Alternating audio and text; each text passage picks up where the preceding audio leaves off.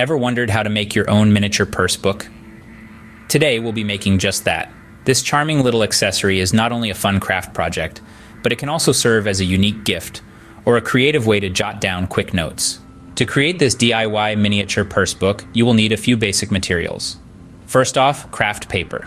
This will serve as the foundation for your book. You'll also need a pencil for marking measurements and a ruler to ensure those measurements are accurate. A pair of sharp scissors comes in handy for cutting your paper into the necessary shapes. You'll also need some glue to hold everything together. But we're not just making a book, we're making a purse book.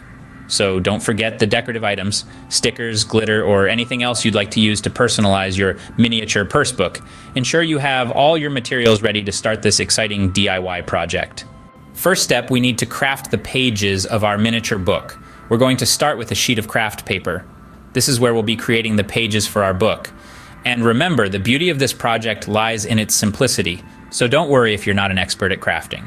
We'll begin by measuring the craft paper. Using a ruler and a pencil, mark out small rectangles. The size of these rectangles will determine the size of your book, so think miniature. You might find it helpful to use a template or a guide to ensure all your rectangles are the same size. Consistency is key here. Once you've marked out your rectangles, it's time to start cutting. Using a pair of scissors, carefully cut along the lines you've drawn. Remember, always cut with caution and take your time. We want our pages to be as neat and uniform as possible. Now, you might be wondering, how many rectangles do I need? Well, that's a good question. The number of rectangles you need will depend on how thick you want your book to be. For a standard miniature book, you'll need around 20 rectangles, but feel free to play around with the number. After all, this is your creation. Once you've cut out your rectangles, it's time to stack them together neatly. This stack will form the pages of your book. Ensure they are all aligned at the edges. You see, precision is what gives our book its charm.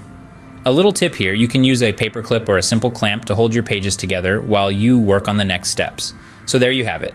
You've successfully prepared the pages for your miniature book. It's amazing how a simple sheet of craft paper can transform into something so charming, isn't it? Now we have our pages ready, let's move on to creating the cover. A book isn't complete without a cover, right? So let's dive into creating a captivating cover for our miniature notebook. This part of the process is not only functional, but also a great opportunity to let your creativity shine.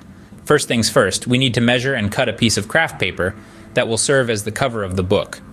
When measuring, keep in mind that the cover should be slightly larger than the pages. You might be wondering why. Well, this extra space is crucial as it prevents the edges of your pages from wear and tear, ensuring your miniature book lasts. Now, to the cutting part. Be careful here, we want our cover to be neat and precise. Use a sharp pair of scissors and follow the measurements you've marked. A pro tip here, always cut a bit outside the marked line. You can always trim off the excess, but you can't add back what's been cut out. Choosing the right craft paper is also essential. We want our miniature notebook to be visually appealing, right? So opt for a colorful or patterned paper. You can go as vibrant or as muted as you like. Remember, this is your creation, and it should reflect your personality. Maybe you're a fan of polka dots, or perhaps stripes are more your style. Floral patterns might tickle your fancy, or maybe you prefer a bold, solid color. The options are limitless. And if you're feeling particularly adventurous, why not try your hand at a bit of doodling or painting on your cover? The cover is the first thing that catches the eye, and it sets the tone for what's inside. So let your imagination run wild and create something that makes you smile every time you reach for your miniature notebook. And there you have it, folks. We've successfully created a cover that's not only protective, but also a reflection of our unique style. With our cover ready, it's time to assemble the book. Now comes the fun part, assembling our miniature book. After all our page preparation and cover creation, it's time for the real magic to happen. We'll bring together all these separate elements to form our delightful little book.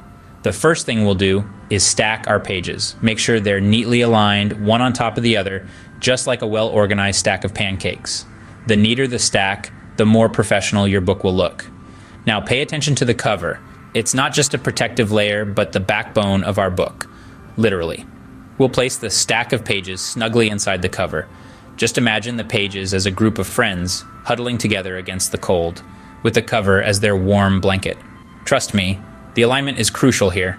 The better the fit, the more sturdy and well-made your miniature book will appear. Once we've made sure the pages are lovingly enveloped by the cover, we'll proceed to the next step, Binding. This is where our trusty glue comes in. We'll apply a thin layer of glue along the edge of the pages. Be careful not to overdo it. We don't want our pages swimming in a sea of glue.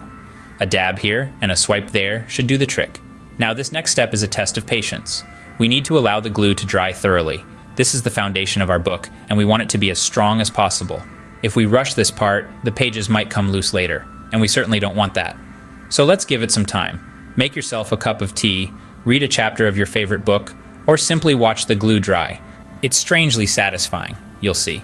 Finally, as the glue dries, our book starts to take shape. It's almost ready, but not quite yet. We have one more transformation to make, one more trick up our sleeve. Let's transform this book into a purse. Our book is almost ready. Let's transform it into a purse now. Ready to give our miniature book a unique twist? Well, let's dive right in.